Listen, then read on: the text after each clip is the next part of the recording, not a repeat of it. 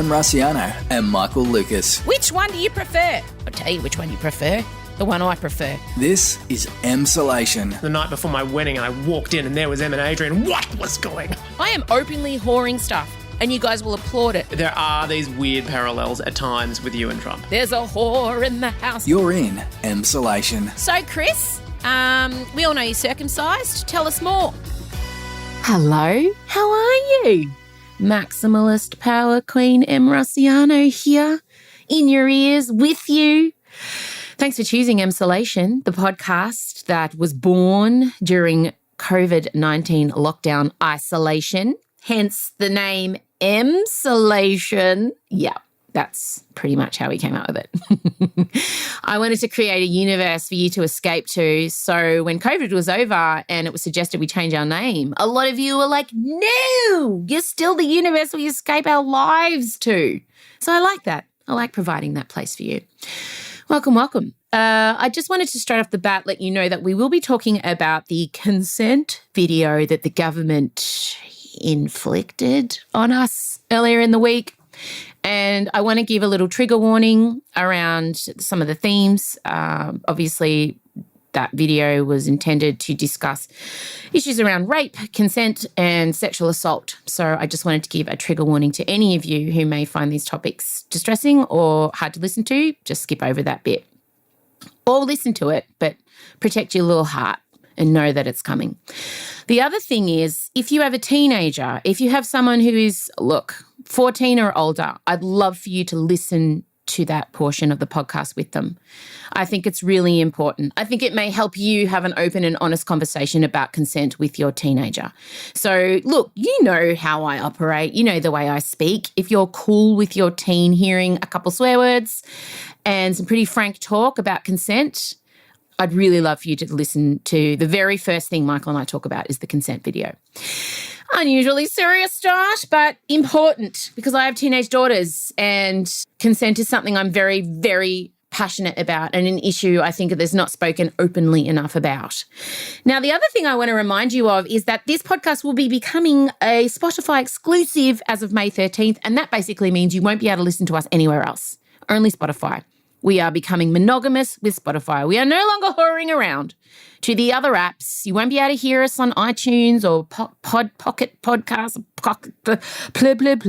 or any other platforms that I'm unaware of because I only really know Spotify because I'm a Spotify girl. So you have until May 13th to download the app. It's free. Free, free, free. Our podcast will always be free. The Spotify app is free. There is a premium version. If you want to get that, if you want to be fancy, cool.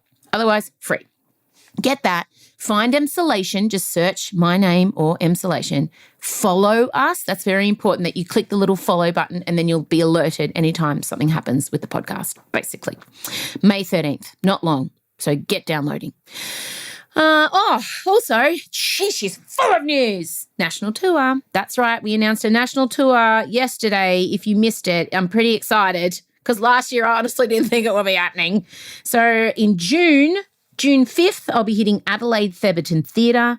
Saturday, the 12th of June in Brisbane, I'll be playing QPAC. And Sydney, this is so exciting. On the 19th of June, I'll be playing the Mofo Big Top. Yes! Luna Park. Of course, it's the only venue big enough to hold my ego, my personality, my feelings, my emotions. So exciting. All the details are at my website, Frontier's website, all over social media. There's a Frontier pre-sale, which you can register for, happening next week. Tickets on sale next week. They'll go pretty quickly, I think. They usually do. Anyway, it's pretty pumped. I'm bringing Dad. I'm bringing Chella. I'm touring 3 generations. Has it been done before in comedy, music? I don't know. Let's say no.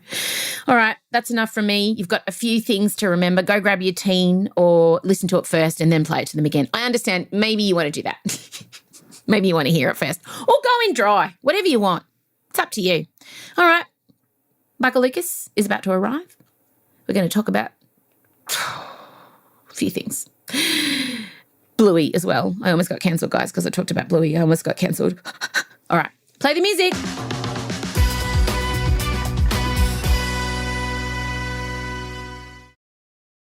Em Rusciano and Michael Lucas. This is Emsolation. All right. Gosh, I hate being the tech department. It's all well and good to go out on your own and be a sassy businesswoman entrepreneur, but that also means sometimes you're the tech department. And Jesus Christ, Michael. Just for everyone listening, we've already had a lot of everyone going, I am a creative, I am not good with technology, which sounds like someone's written a bad sitcom of Ben's life and they've just really characterised it. They've gone a bit too heavy brushstroke with the characterisation, but that is actually how this has begun. I don't know about aux inputs and out. The sooner we get this into a friggin' studio, the better, which is happening, guys, because, we're professional because we're a Spotify exclusive very soon. But I put it out online this week on socials.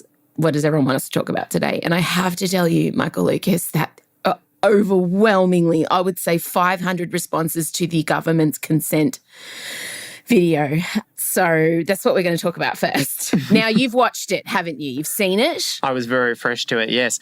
I watched news reports about it. I read articles about it, all these things before I actually saw it. And it goes into that rare category of things that even when you've heard endlessly for days all the hype about how terrible and ill-judged it is, still when I watched it, I was shocked and confused. I know. It really lived up to the hype. It actually surpassed the hype. It's like the Frozen 2. You don't think that anything can beat Frozen 1, but then Frozen 2 comes out. I just really disagree with that, but I know we have different... you're just saying that all because of the horse and the pantsuit, and that's it. But anyway, let's... And the two greatest self-discovery songs ever written for women, because this show was written for exhausted mothers, Show Yourself and Into the Unknown. Both those songs should be playing as I drive my ice horse off a cliff, which I eventually will do. But we digress. For me, it relates to Frozen 2 because it's the same tortured and crazy logic that we felt in Frozen 2 is also at play in the Milkshake ad. But I've actually gone to a really strange place with the Milkshake ad, which is I'm feeling this weird sympathy for particularly the cast. The cast massively. No? Okay, you need to set it up. You need to explain. Okay, let's do a good guy. I'm a 15-year veteran of broadcasting. We'll do what's called a reset. Earlier this week, the federal government unveiled the jewel in its $3.8 million sex education campaign, a 7-minute long educational video called Moving the Line. And it was around, informing young people about consent, respectful sex and sexual assault. But the amazing thing about the video, Michael, is that it actually managed to not mention sex, respectful sex, or consent. The words were literally not said once. Let me recap. A video about consent did not mention the word consent. Instead, there were confusing ice cream smearing, pizza bum touching metaphors. To cross into the action zone, both people must agree. Do you want to try my milkshake? Yes, I do. Is it better than yours? I think I prefer mine. So the whole thing is a clusterfuck. And I want to point out before we get into deep analysis that this is the first campaign from the government that bought you male staffers jizzing on the desks of female MPs since the sexual assault allegations that allegedly occurred within the Liberal Party at Parliament House were revealed, since many brave survivors of sexual assault have come forward to tell their stories, after hundreds of teenagers have also said that there is toxic masculinity, rape culture and coercive control happening within Australian schools. This is the first campaign the government have come out with. Yeah, you feel it's a bit of a don't fuck it up, must not fuck it up situation. You feel like you'd want to get a few sets of eyes on it before you set it live. Oh, my God. And I want to know whose sets of eyes were on it. I want to break down an Excel spreadsheet of who gave this the tick. I want to talk to you about that because I did look into that, and the Department of Education said that the program was developed in conjunction with the E-Safety Commissioner, the Foundation of Young Australians, Our Watch, and all have since they've come forward and said, nope, we did not sign off on that. We did not get any sort of veto on this. No one flicked us an email and said, hey, Jules, do you just want to watch the video and just see if you've got any issues? No. That didn't. Jules in HR never got that video, I'll tell you right now. So it just seems as though they've put together a video without consulting any educators, any teenagers, any consent experts in any field. It just feels like they've just gone, you know what? Fuck it. Milkshakes, pizza, tacos. The kids will get it. That's popular with kids, isn't it? What should we get Taylor Swift? Be nice should and we put colourful. Taylor Swift song in? Yeah. Who doesn't love milkshake? But I have to say that the idea of using food as a metaphor has been done successfully, because this is clearly inspired by, there was a British ad where it was using consent, and they said, but instead of sex, let's talk about it like it's tea. If you're still struggling with consent, just imagine instead of initiating sex, you're making them a cup of tea. You say, hey, would you like a cup of tea? And they go, oh my God, I would love a cup of tea, thank you. Then you know they want a cup of tea. But the key things, I think, there were, firstly, they said the word sex and they said, instead of this is what we're doing. But also, for me, like an initial stumbling block was just using Milkshake as the thing that they're going. For anyone who grew up with Kalis's Milkshake video clip. My milkshake brings all the boys to the yard and they're like, it's better than yours. That's already confusing, because that's already been used as a metaphor in a sexual way before, in a way that you just like, it feels like surely you knew that by using milkshake, you're stepping into something that comes with a lot of baggage. Like, if you're going to go your neutral metaphor, go your neutral metaphor. Don't use that one. Also, kind of from a government who's just had a jizz scandal. You know, it did look like a milkshake. It's too much ice cream. I don't even know what was going on there. The ice cream to milk ratio was way off. I would put it, could you Looked say like sundae? I would say it was a sloppy sundae. Well, they've had a jizz scandal. Why would you want to remind people of that? The main problem, the first initial alarm bell for me was the fact that the female was the aggressor. Okay, Mystifying, absolutely the whole mystifying. Ad is the female stepping over the line with the male. Now, statistically, 97% of sexual assault survivors are women, and an equal portion of men who are sexually assaulted by men. Yeah. So it's quite bizarre that that's the angle they went down when it's just incorrect. And also, it encourages the perpetrator to seek help by the end. Nothing for the victim. The perpetrator gets handed a card by, oh, don't worry, we ticked a box. We got a person of colour in there as well to make sure that they get help. Like the people of colour, the teenager of colour was treated as some kind of like side bit part. Like it was strange. It was like they had to tick a diversity box. It made no sense. It was heteronormative. Like there was no mention of same-sex relationships. It was the strangest thing. But for me, the initial sign was, why is the female the aggressor? Yeah. I feel like at some point someone overthought it and thought, well, we can't, not all men.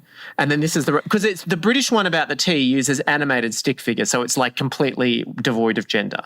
So they avoided it that way. Well, we can't avoid it of gender. We can't. No, I know, but it's still... Statistically, and we Luke must McGregor not. did another really good one as well. He did a similar consent thing about trying on a hat, and I think it was him performing to his own voice as well. Do you want to try on this cool hat? Yeah, sure do. Thank you. It's cool. It is cool. Oh, he looks good. I like it. It feels nice. It feels nice. Yeah, it looks I like wearing it. All right, well, thanks for that. No problems. Do you want to try it on again? No, I'm good, thank you. Are you sure? But why do we need metaphors? No, we don't. It's either you be honest and serious about it in the fact that it is like almost 100% men that are the perpetrators in this, or if you're going to try and neutralise it, then neutralise it. But what they've done is flipped it in this weird, really uncomfortable way that feels like it just makes everything feel false right from the very beginning. Oh, I see. I'm hanging with. I feel sorry for those actors. I really do. They did a good job. I don't feel sorry for the actors. If I was an actor and read that script, I would have been like, oh, thanks, but no thanks. I think this whole thing is kind of unforgivable. Right from the people who first wrote it, who storyboarded it, who came up with the cute graphics, the person who narrated it. At some point, someone with half a brain should have said, no, this is not okay, guys. It's not good. It's not good. Like, I'm sorry, I have no patience for this whatsoever. This is a $3.8 million campaign. Like, this was their opportunity to really make a difference after like a terrible start to the year for them and all these situations bravely being brought to light by survivors.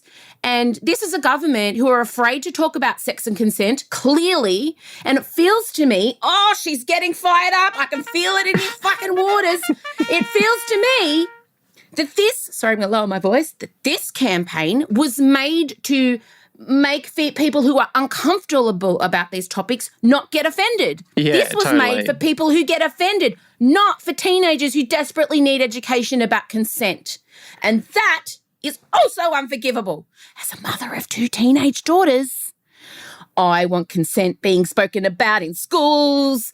I talk about it at home. It's not all the school's responsibility, but fuck me, showing a girl smearing what looks like jizz on a boy's face and then putting sprinkles on it and then talking about pizzas and ass touching, which makes no sense. It's not it. Well, also, because part of what this campaign should be saying is, that avoiding the topic and avoiding articulating things is part of the problem in this whole thing. So to produce a whole campaign that, if anything, just emphasises the avoidance of this. But even with all those initial sins, even with like the fact that she's the aggressive, the milkshake's weird, everything about it's weird, still it goes wrong for me because after a while it sort of goes into like coercive relationships and control and bad. But I hit a point where I'm like, what aspect of an abusive relationship are we addressing now? Because there's lines moving and there's weird and then there's counselling. And then there's also another really mystifying bit where the male who's the victim in this scenario starts writing a list of what's good and bad about the relationship. And what he's written, what's good for her is like, she has nice hair, she's pretty, she's like, it's what? So they added in all of that, felt ill-judged. Like it really is one bad decision on top of another, times infinity. It's really, I know. It's something of a masterpiece in some ways. I agree, but it's on brand for ScoMo's government and the spectacular fails that they have had in responses to crises. And also, it's just Scotty from marketing. I mean, Tourism Australia head, he had Lara Bingle's Where the Bloody Hell Are You campaign, who I thought that he was never going to come up with a more ill-judged multi-million-dollar ad campaign, but oh my God, so wrong. The thing for me is I have this commercial was aimed at 15 to 18-year-olds. I have both of those. I have a 14 and 19-year-old. And I want you to know, if you're in a car with your teenager listening now, and I have asked you to get your teenager, so here's the interactive bit I was talking about. If you're with your teenager right now, look at their face while I say the next thing. Look at their face, look at your teenager's face. Are you looking? Okay. Your teenager that you're looking at now probably knows more about sex than you do. Are they smiling? What's their face doing? Okay? Yeah, that's all you need to know. I'm telling you, you do not need to put metaphors in for penises and vaginas and sex and rape and sexual assault. Those kids know more than you do. And I'm not saying every kid, but I'm saying most. So we need to be having honest conversations with teenagers, but we also need to be consulting teenagers on how they want to talk about consent. And it's also your job, if you have teenagers, if you have a 3-year-old, you can start talking about consent to 3-year-olds. You can start teaching your kids that they have agency over their own body as soon as they're aware of their own body, teaching them that people have to ask for permission to give them hugs and a kiss. These are things that can start when they are very young. You should be the government spokesperson, Em. I'm sold. You could do it as a musical. You'd be a lot clearer. Consent the musical would, look, I think it may even be, it would just be on stage saying just things like, no means no. Even if he has the tip of the dick in, you can pull out and say no. Do not let your fear of offending someone get in the way of your personal safety. The end. Flap up. So basically, the conversation with my teenagers has been happening since they were very small. And it continues to happen whenever Chella leaves the house. Whenever the girls leave the house, we talk about consent. It is just an open and honest conversation. And it is time for you as a parent to have that conversation with your child in an age-appropriate way. And my God, there are so many resources online. Google, how do I talk to a 12-year-old about consent? The government clearly didn't Google that. They just fucking did whatever they wanted. They took some acid. They made a thing.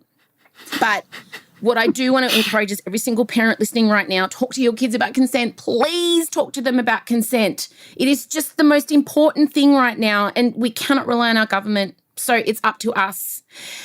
And weirdly, it's not as complicated as that video makes out.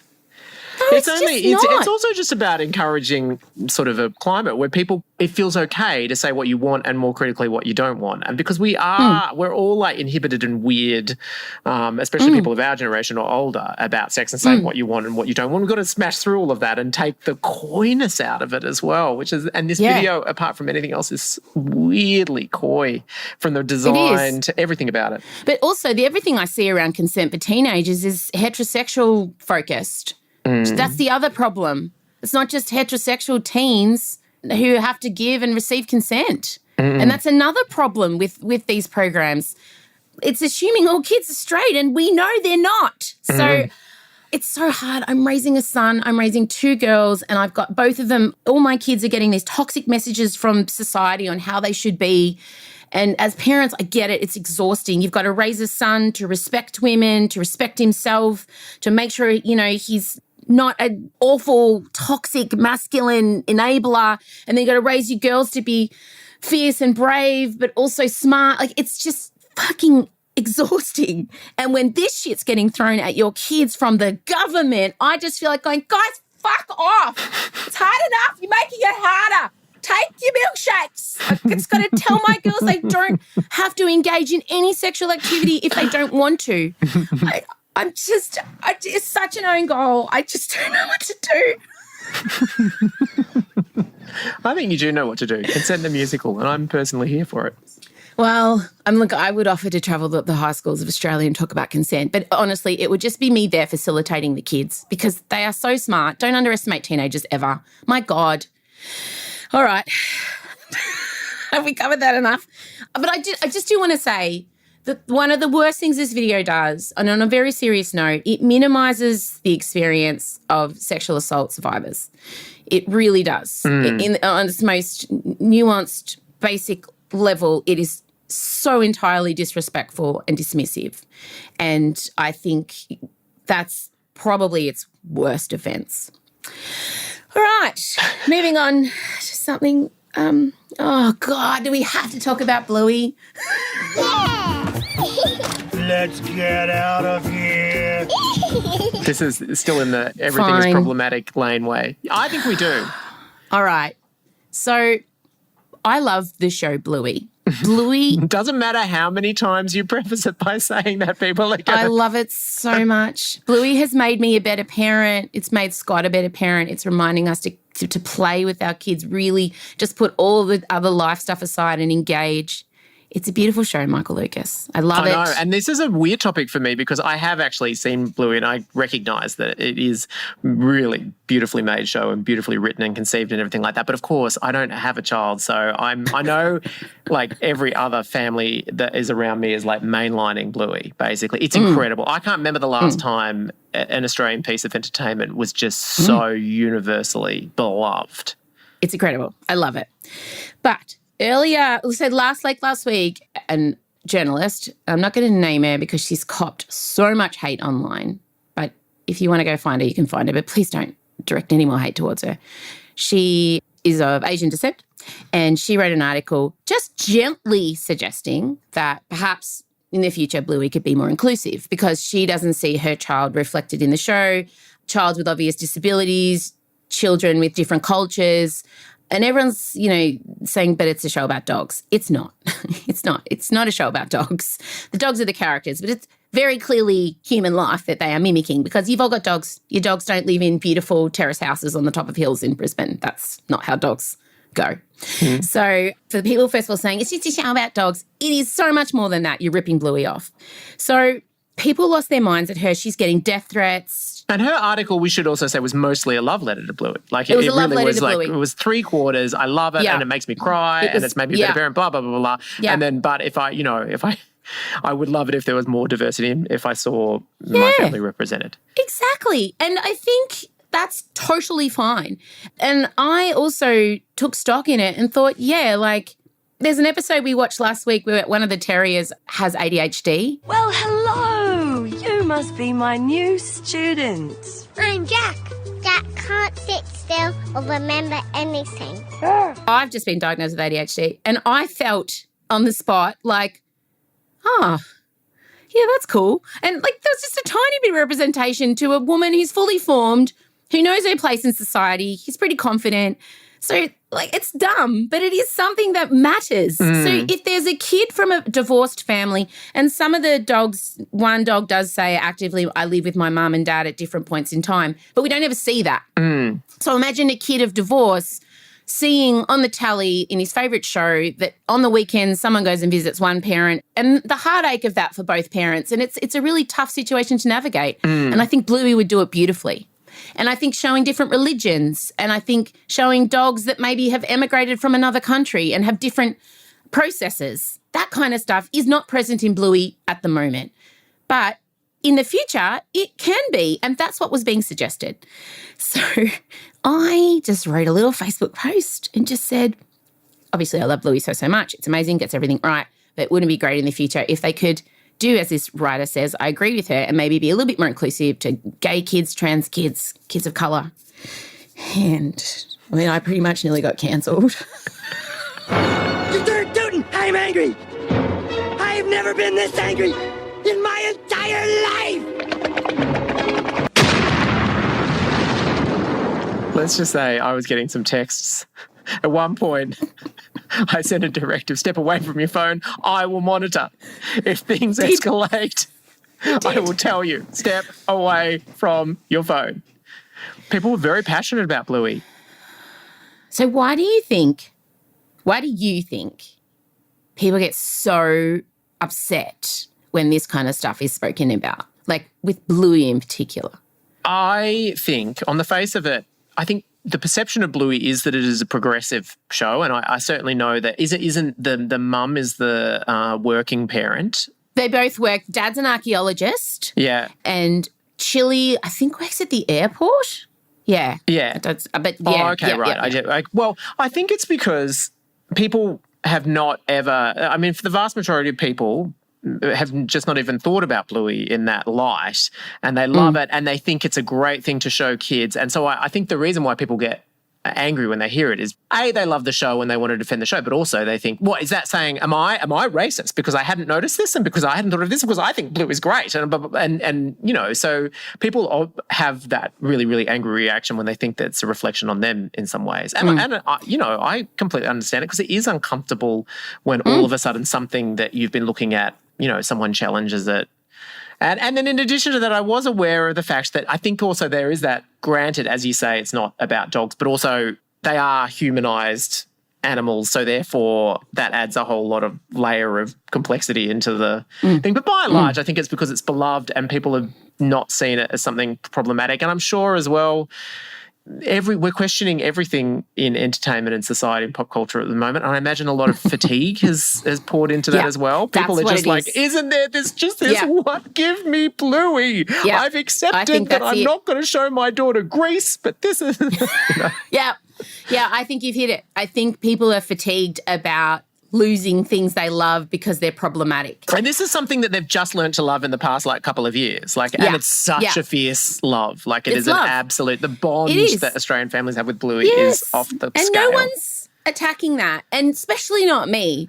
And I think suggesting that something could be more inclusive is not saying, therefore the show is terrible and should be cancelled. It's because I have so much, Play School has evolved. Play School when I was a kid was Benita and John making dick jokes. Can you put my sausage in? No, thank you. Keep your sausage to yourself. That was all I knew was Benita, John and Noni. And Benita was as diverse as it got. I know. And she was fabulous. Barely diverse because she had brown hair. And now Play School represents they've got every single person is there, and it is a kaleidoscope, and everyone is represented, and it's a beautiful thing. So things can evolve. But I think the main thing to point out is if you're watching Bluey and feeling represented, of course you're not going to notice the things that are lacking. And that's privilege. That's privilege in a fucking nutshell. People who don't feel represented, the kids who have, gay, trans kids who are in families of divorce, disabled kids, they will notice, and their kids will notice. And I think that's the big thing to point out. You not noticing it doesn't mean you're racist or ableist. It just means you probably have the privilege that it doesn't apply to you. I feel like people have a protectiveness towards Bluey, but also a protectiveness towards the people that make Bluey, which I understand in some ways. But I would also just say that, like, when something becomes as much of a phenomenon, I can't even say that word, phenomenon as Bluey is, it just comes with the territory that people are going to be thinking about it a great deal, its impact on people, and there's going to be op-eds written about it, and that's part of something becoming successful in some ways. If Bluey was just a little insignificant show, then no one would care enough to write these op-eds. No. And the only other thing is, I've certainly had the experience of being called out online for representation. And in my case, and there's been many times that I have, but everyone's on social media now, so you can see it. But I remember in 5 Bedrooms, we have an Indian Australian character, Harry, and I take pride in the fact that I feel like, we are part of our writing team. We have an Indian Australian writer who's poured a lot of her family stories. But it got a critique at one point that they said all of Harry's stories are about his Indian heritage. And is that really progressive? And it took, I did have that moment of going, what? No, but hang on, what? No, what? Are we saying that and I really had to wrestle with it for a while. But in the end, it was good for me because it made me think, firstly, I thought, it's still okay to tell culturally specific stories. And of course, the writer really wants to reflect her own family thing. But it did make me think, I just need to make sure that there are plenty of storylines he has that aren't hooked on the fact that he's an Indian Australian. I've got to give him relationship stories that could be, it's about getting the mix right. And so that criticism, you kind of got a choice in that moment. Do you freak out about it, or do you reflect on it and let it figure out where you sit? And in my case, I feel like it just makes the show better. And those Bluey people are so smart. And the show's going to keep, we all know Bluey is going to be going for the rest of our lives. It will outlive the people that have made it. It's so popular. And so there will be scope for it to keep telling different kinds of stories. And it will. I kind of know the guys who make it, and I know they will have taken note of what's been going on 100%. And I'm very confident that the show will evolve. And of course it will, because it's smart and self-aware. And so in summary, I love Bluey. It's not getting cancelled. But please stop sending me these fucking family trees, how this person's a healer, but this guy's got short legs, so that means he maybe he's got a disability. And all these people sending me complicated cast lists of Bluey with how certain afflictions could perhaps be misconstrued as this and maybe and I'm like, guys, if it's not obvious and you have to explain it to me like this, then it needs to be better. That's all. It's also the effect of things just getting boiled down to, that it was a really long and complex article that was initially written. And then, of course, it ends up on news.com as Bluey caned for racism. And so all of that stuff is designed to make you go and want to respond. It's one of the really hard things about discussing these things on social media. But I love Bluey. $1, love $1, love Bluey, love Bingo, love Mum, love Dad, love them all. Goodbye. Have fun. I miss you. Moving on to a lighter topic, Prince Philip's funeral. I didn't watch it. It's too tired. All I want to talk about at the funeral is the fact that Harry and Wills had a conversation. Peace was brokered by Kate, Wills's wife. Didn't they go for a walk? They decided to walk from one venue to another. And and this was in full view of the cameras. Thank God for the news.com lip readers. Oh, thank God. And the body language expert. He was swaying from side to side. His body doesn't go straight ahead. It goes side to side. And I think that his body is showing the signs of a lifetime of indulgence. I would like to be a body language expert. I think that would be fun. Oh, yeah, Harry's saying, you fucking idiot, why did you not answer my calls? Wills is like, why did you go on Oprah without us? We're trying to escape too. Wills is like, oh, yeah, you've lost more hair. And then Wills is like, oh, you can fucking talk. I can see it. You're on your last legs. Better go to Ashley and Martin. That's how I would do it.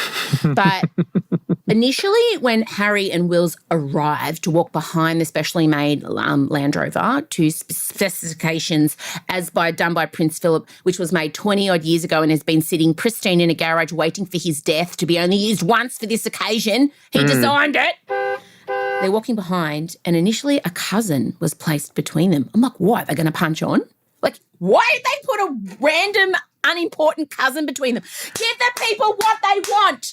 I was so mad. But I get it. But also the fact that there was a cousin between them, that was just such a confirmation of how bad things really are. Because what, they can't even stand side by side at their grandfather's funeral? If you need a buffer cousin, you're fucked. You know? Like, true. But I was still mad because I wanted to see the simmering tension. I wanted to see the sparks flying between their shoulders. I wanted to see stolen glances from Harry and Will's looking away. I wanted the full close-up on their faces. I wanted Will and Harry cam like this. The stupid buffer cousin was there. And you wanted ultimately to be transferred into GIFs, which you could then text to other people for all time. Yes. But then, so we had the funeral, Queen sitting by herself, very, very sad. Didn't cry, though. She's never cried in public. Wears that as a badge of honour. Although we did lose footage for like an hour, which I suspect was designated crying time. For someone who didn't watch the funeral, I've really taken a lot in. Yeah, I was going to say. Yeah. So basically, funeral happens, funeral, cannons. And then we leave. And then as they're leaving, like, first of all, Kate is having a little conversation with Wills, and then it was fucking perfect. This bitch is amazing. She just exited very gracefully, walked away, like, was like this, and then she goes and talks to another relative, leaving the brothers in a much anticipated reunion, and then we see them having a chat. And, you know, who knows what they talked about? I don't know, probably asked about Megan, who's at home, preggers. She would have been Megan. No, the lip readers figured it out. I know it. And apparently it was pretty boring. Don't ruin it with fact. Oh, boo! It was a lovely service. It was as he would have wanted. Yes, it was. That's what they said. But even that's telling. Nah, even probably, that's kind of like, let's not mention the war. Let's just not say the word Oprah.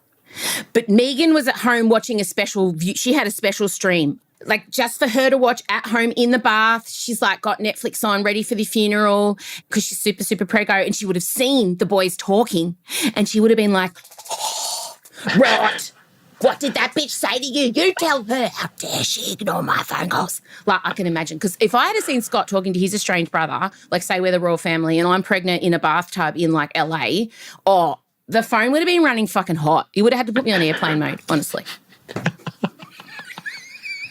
I think what's most disturbing of that is how easy it is to imagine you as the pregnant wife of a member of the royal family texting from the bath angrily. Like, for some reason, that's not as outlandish as it should be. I feel like as well, you're in the bath completely naked, but you are wearing pearls and a very severe shade of lipstick. Of course I am. I'm not an animal. Fuck, that's what separates us from the animals. I wear pearls in the bath. Yes, so that was the most exciting part, was the kind of the reconciliation. Also, I also have been reading that Harry's not going to not have a one-on-one with his dad while he's in the UK, so that speaks volumes. Still a rift. And I noticed that Prince Andrew was like the Queen's chosen child to be the confidant, to be the support. She sat nearest to him. He provided emotional support. Prince Andrew, so poor Charlie. Didn't the documentary The Crown posit that Andrew was the favourite? Yeah, the favourite. Yeah, the documentary The Crown has documented the fact that Andrew is the favourite child. It is true. So, look, obviously I won't be able to know exactly what happened behind closed doors until the documentary The Crown documents the death of Prince Philip, which it will be doing hopefully in its final series where we cover the Markle debacle, the funeral. Like, there's so many great plot points that have happened for them to be able to just like race forward in time. They're not going into Meghan Markle, even the expended one. I'm sorry to tell you, they're not going into it. But I do love that in this situation, you've basically taken, I think we can sum it up. The funeral gave us basically nothing, and look how much you've managed to, you've projected all the way to Meghan in the bath with pearls on sending furious texts. I mean, I didn't even watch it. You resist the fact that you didn't get much, but I think the fact you didn't get much has allowed your imagination to fill in the blanks, and it's a far better soap opera than it ever would have been if you knew the details. Thank you so much. I'm guilty. All right, that is it. I'm exhausted. No, and don't re-cancel them because she brought up Bluey again. She loves Bluey, loves Bluey. Love it. So talk to your kids about consent. Bluey's great, and I'm looking forward to the telly series about the funeral involving Meghan with pearls in the bath. Yes. Amazing. Obviously, she could play Meghan. She won't because she's not of the right ethnicity. But if she was, she could really summon the spirit. I think she's shown that today. Yes, I feel like Okay, stay with me. I feel like if we made this telly movie, she could have like a good angel and a bad angel. And I could like appear like, say, a Miss Hannigan style character as like her conscience, her alter, like bad side of her brain. And like be saying to her, text that bitch. How dare she walk next to Harry? I don't know why she smokes, but she does. So, yeah, I feel like there's a chance for me to actually have a role in this show as the evil side of Megan's brain. Red wings, lots of pearls, like a negligee with a few gin stains on it, tousled hair, long cigarette holder because I don't want my fingers to smell like ciggies. I think it would be amazing. Just in there consistently going, cut off the family. Just don't even bother with cut them off. Cut them off. Fuck them. Fuck them. Don't need them. Old, dead. No. You're going, I've got Oprah on the line right now. Right now. Do you want to do the live commentary? Or Gail's texting to go Oprah and Gail, babes. Got Oprah and Gail. Come on. Gail saying you can have the gazebo in her backyard. That settles it. Have you seen it? It's beautiful.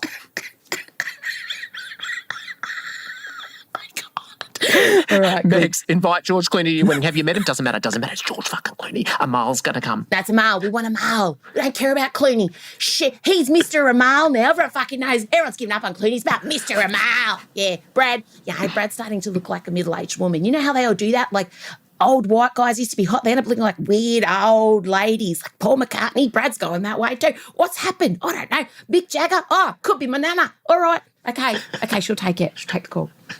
Forget Camilla. You've got fucking Serena. Serena trumps Camilla. Anyway. All right. I don't know what happened. You should do a one-woman show, Meghan Markle's Bad Angel. That's it. Along with Consent the Musical? Totally. And also we'll get Lucy Jarrett to do the sideshow where she's Meghan Markle's Good Angel. Yes. God, it's going to be a busy 2022, I'll tell you right now. All right. Talk soon. Bye. Bye. This is Emsolation. All right, gang, that's it for another week of Emsolation. Are you following us on Instagram? It's at Emsolation Podcast. My daughter, Marcella, runs the account, and it's great because you guys picked what we spoke about this week. Basically, we're going to ask you each week what you want to hear, and you guys get to be producers on the show. You can totally put that on your IMDb, on your resume, producer of Emsolation Podcast. I won't be mad.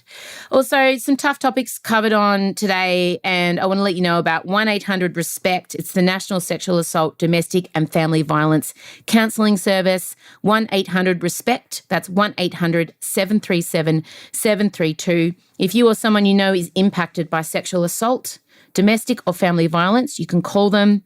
It's an amazing service. It's 24 hours, 7 days a week, and it's an important resource, especially at the moment. I hope that you can talk to your teens about consent. I hope that some of that was helpful. Just want to say again how much I love Bluey. I love it. And I just don't want anyone to steal my bad Megan idea, so please don't do that. All right, gang, don't forget tickets on sale for my national tour, Brisbane, Adelaide, Sydney, happening next week. Download that Spotify app. She's ticked all the boxes. She's off now. What am I going to do? I don't know. It's Scotty's birthday tomorrow. Oh, he's the worst person to buy for because he just wants bike stuff, and I don't care for bike stuff. I don't want to encourage that kind of behaviour. So I don't know what I'm going to get him.